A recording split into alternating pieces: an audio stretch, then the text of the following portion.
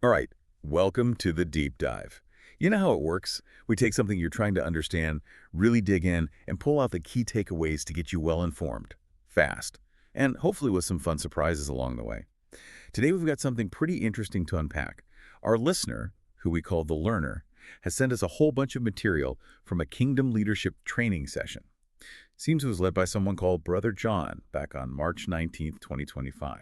Yeah, a whole treasure trove of stuff here. We're talking core principles, a whole briefing document analyzing the whole session, a study guide, even essay prompts, even a glossary of terms. Oh, and the complete YouTube transcript too, just for good measure. Gives us a really in-depth look for sure. Really comprehensive stuff. So, learner, what we're aiming for is to really get to the bottom of this training for you. What were the big ideas Brother John was putting forward? How did he try to get them across?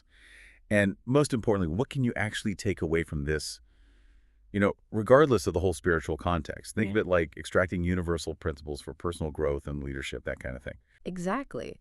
What strikes me about this material is that while it's clearly rooted in a specific spiritual framework and, maybe aimed at a particular audience, maybe even an incarcerated one, judging by some of the references, the core themes around motivation, self-improvement, and figuring out how to live a life with more purpose, well, those ideas resonate much more broadly. Okay, let's jump right in. What were the core principles, the real foundation of this kingdom leadership training? Well, the real bedrock here is this belief. True leadership and personal power, real strength that comes from a connection with something divine. The training doesn't say worldly knowledge is useless or anything. In fact, Brother John actually says you can find information out there on basically anything these days. But it always comes back to this. The deepest wisdom, the real source of power, is spiritual. So the idea is having that spiritual foundation gives you, what, a deeper understanding. Yeah, that's the core of it. It stresses how important it is to align yourself spiritually, to be able to tap into that divine wisdom, to really grasp your purpose. It's about looking at information from all over the place, but always grounding it in that spiritual perspective. So, for you, learner, this brings up the question, what are your own core principles, regardless of where you draw them from? Good point. Now, one thing that really popped out was this idea of a persona or a mask. What's the key takeaway there? It's a really interesting concept, isn't it? This whole thing about a mask. It really reflects the social pressures we all face. He uses this image of actors wearing masks to play different roles, and he talks about how often we present a kind of polished version of ourselves when we're in public, we're on, but when we're in private, we relax, act differently. Yeah. I remember a specific example from the transcript. Right. He gives this really relatable example. He talks about how, say, you've got a bunch of guys talking, right? Just hanging out.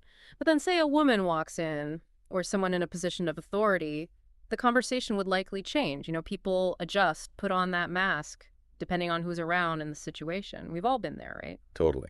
So, what's the training's view on all this mask wearing? Is it a bad thing?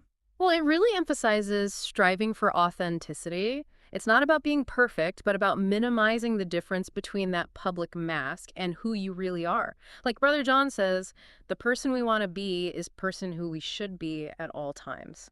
It's all about developing a character, a virtuous one that's consistent, one that doesn't drastically change depending on who's around or the situation. This really makes you think, learner, about how much energy we all spend maintaining these different versions of ourselves and what we could gain from being more consistent. Yeah, that's a thought-provoking point. Okay, now onto the whole idea of faith in action, or works, as they put it. This seemed pretty crucial. Absolutely central to the training. There's this huge emphasis on this phrase, faith without works is dead. The argument is basically that simply believing in something, or even seeking forgiveness, isn't enough for real growth or positive change. If it's not backed up by effort, if there's no action behind it, then it's just empty. Good intentions, but that's about it. Right, so more than just having faith then. Yeah, You got to walk the walk. exactly. He uses this really straightforward analogy. You can't just become knowledgeable by wanting to be, right? You have to study. Same thing goes for anything else you want to achieve. Becoming a better person, reaching your goals. It takes putting in the work, actively pursuing those goals, self-discipline, that kind of thing. All in line with your beliefs, of course. He even says, direct quote, faith without works is empty. Makes the point pretty clear, I'd say. Makes you think, learner, about how often we all have good intentions, right? Yeah. But don't actually, follow through with concrete actions. What's that missing link? For sure, for sure. Now, this whole math of the kingdom idea, that was really interesting. What's that all about? The math of the kingdom, yeah, it's a really powerful metaphor. It's all about this idea of approaching spiritual and personal development in a specific way through small but consistent steps. The idea is that big changes, real progress, it doesn't usually happen in huge leaps. It comes from focusing on simple, fundamental actions, the basics, and doing them regularly.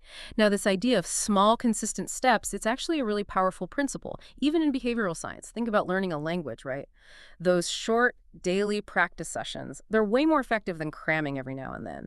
The training applies this to spiritual practice, but the underlying mechanism, gradually building up effort over time.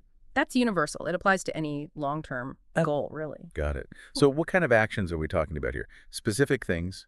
Oh, yeah, they give some concrete examples, like daily scripture study, prayer, helping others, taking care of your physical and mental health. That self-care piece is important. And they draw a parallel to how even complex mathematical concepts, right, they all build on those basic principles. It's the same with building a strong spiritual and personal foundation. It's through the regular practice of these seemingly small habits. It all adds up. And how do the actual math examples they use in the session itself tie into all of this? It's fascinating, actually. Brother John, he uses these simple multiplication examples, like multiplying by 0, multiplying by 1. He even throws in some alternative ways to multiply. He's showing that even really complex things are built on those simple foundations. And that even small efforts, if they're consistent, they accumulate, just like learning an instrument, right? You practice a little bit each day, and over time it all adds up. Yeah, makes sense. I remember him saying something in the transcript that really captures this idea of compounding effort, how it all builds up. Absolutely. He says, and I quote, "Simple things done simply, and multiply it with doing two or three things, and then start to write things out, start to share that. And after a while, you can start to just speak it because you experience so much. You can just speak it, Great. Okay, that's what it's all about. It's that snowball effect.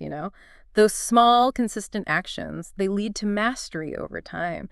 So learner, think about this. What are the simple things done simply that could lead to big growth for you and something you're working on? Right. Makes you think. Now, one thing that runs through all of this is personal transformation and change. Sure. What's the main message there, would you say? This is where it gets really optimistic, actually. The training really pushes the idea that anyone can change, anyone can transform. No matter your past, no matter where you are now, it's all about actively deciding who you want to become and then putting in the work to get there. So what's the process they outline for actually making that kind of change happen? Well, it involves a few things. Seeking guidance in their case, from a higher power, of course, but really it's about identifying specifically the areas where you want to change. Setting realistic goals. And then this is the big one, taking consistent action. They even use this story about a guy named Brutus Boxford and his friend's weight loss journey. It's a really relatable example of how big changes can happen through self-discipline and shifting your mindset. Yeah, and I remember some really powerful quotes from the transcript about this, really encouraging. Oh, definitely. Brother John says it straight up. You are not stuck where you are. You can transform your life. You can grow and become a person God has called you to be. And he adds, the lesson change is possible. You just have to be willing to go through the process. It's about shifting from feeling like, your circumstances control you to actively shaping your future. Learner, what resonates most with you about this idea of change being possible? It's a powerful message for sure. Now, you can't talk about change without talking about the obstacles, Right. Temptation, setbacks, that kind of thing. How does the training handle that? It's realistic about it for sure. They acknowledge that challenges are part of the deal. You're going to face them. But it stresses that you can resist those temptations, those setbacks. And a big part of that is relying on a higher power and making conscious choices. They often talk about those negative influences, bad habits, things like that, as forces that are actively trying to keep you stuck in those old patterns. So how do they suggest resisting those things? Any practical advice? One example that really stood out is their strategy for quitting smoking. The focus is on not today, rather than making this huge, overwhelming commitment to quit forever. It's about breaking that seemingly impossible challenge into these smaller, more manageable daily choices. And that links to their bigger discussion about recognizing those automatic responses, they call them Averill responses, which are basically our ingrained reactions to stuff, and then choosing a different reaction, one that aligns with who you want to be. Yeah, I remember a couple of quotes that really illustrated that, the whole conscious choice thing. Exactly. There's the straight up quote, resist the devil, he'll flee from you. And then a more everyday one about how to handle confrontation. The advice is to say, "Oh, I'm sorry, did I hurt you?" It's about de-escalating a potentially tense situation and choosing a more empathetic response rather than being defensive. It's a really smart way to reframe things, for sure. Now, let's get into this kingdom mindset. What does that mean in a practical sense? How do you live that out? A kingdom mindset, as they describe it, is all about looking ahead, being future focused and rejecting the idea of just staying stuck. It's about accepting that you're going to make mistakes, you're going to face challenges as part of the journey. It's about not letting those setbacks derail your progress. So it's really about resilience, bouncing back. Exactly. It encourages you to keep growing, keep improving yourself, and being proactive. Don't get bogged down in past failures or comfortable in stagnation. As Brother John puts it, a kingdom mindset is about forward movement and not staying stuck. So, learner, think about this. Where in your life could a more forward-thinking mindset make a real difference? It's a good question. Now, they also get into some concrete steps for personal growth, this whole life work concept, right? Can you unpack that a bit? Oh, yeah, they get really specific. They've got this structured weekly plan, includes daily scripture readings and actionable steps. This is where the theory actually turns into, something you can do every day. Okay, so what kind of steps are we talking about? Specific things. It's a whole range of activities, actually, from defining your ideal self to praying for guidance to figuring out where you need to change to setting aside time for reflecting on scripture. It even includes stuff like actively removing obstacles or hindrances from your life and consistently taking those small steps towards your goals. The emphasis is on weaving these spiritual principles into your everyday life, creating these conscious habits. And they connect this to Jesus' own daily habits, right? Exactly. They talk about Jesus's routine of getting up early, finding a quiet space to pray and prepare for the day, and they present that as a model. It's about starting your day with the right focus and intentions. Brother John even says, you don't got to find the time, you got to make the time. Yeah. He's serious about prioritizing these practices. Makes you think, learner, about how you structure your own day, how you set yourself up for success. Self-care seems to be a big piece of this, too. Yeah, definitely. They have this whole concept of your body is a temple of God, and that's presented as a major reason to take care of yourself physically, eating healthy, getting some exercise, making sure you rest enough. This whole your body is a temple idea, it speaks to this really important part of personal growth, the connection between our physical, mental, and spiritual well-being. Regardless of anyone's beliefs, prioritizing sleep, eating well, moving your body, these things have a huge impact on your mood, focus, resilience, all crucial for any kind of personal development. And it's not about, like, super strict rules, right? Yeah. No, it's more about progress, about making conscious choices, not about being perfect. Brother John even shares personal examples, like how he likes his vegetable soup and this nice cream he eats. But he admits to enjoying some less healthy treats sometimes. It's about being mindful, not depriving yourself. Balance, right. Now, they also talk about learning and teaching. What's the significance of that in all of this? They really emphasize the importance of continuously learning new things and then sharing what you've learned with others. It's seen as essential for both individual and collective growth. They even use the analogy of that TV show, Penn and Teller, Fool Us, to show how much dedication it takes to master anything. They're saying basically that learning never stops. Right. And how does this whole learning and teaching thing connect back to that math of the kingdom principle we talked about earlier? It ties in directly, actually. Just like the math of the kingdom emphasizes studying and then applying that knowledge to move forward, this section reinforces that cycle. You learn, and then you share that knowledge. That's how you grow, how you solidify your own understanding. It's like that saying, you only really learn something when you can teach it to someone else. Okay, last but not least, this idea of redefining yourself. That's really powerful, isn't it? Yeah, it is. The training is all about the power we have to choose our own identity. Doesn't matter what happened in your past or how people see you now. Brother John says it flat out, you have the power to redefine yourself. So how do they suggest people go about doing that, actually redefining themselves? Yeah. They encourage people to actively choose the qualities they want to embody. Things like being loving, caring, helpful, loyal, charitable. And then, of course, working towards living those qualities out every day. Brother John even tells personal stories about his own past mistakes and how they don't define him now. It reinforces that message, that we can all change. We all have the power to write our own story.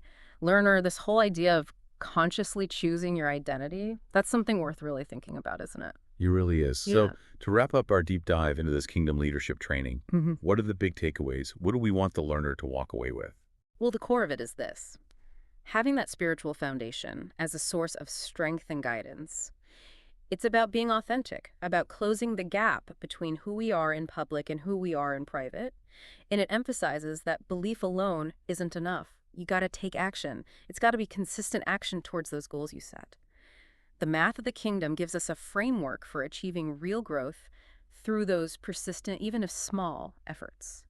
And it offers a really optimistic view of personal transformation. You're going to face challenges, but you can overcome them with the right mindset and by putting in the work. Finally, it's about never stopping learning, sharing your knowledge, and actively choosing who you want to be. And never forgetting about self-care. That's important too. And it's amazing how practical some of the advice is.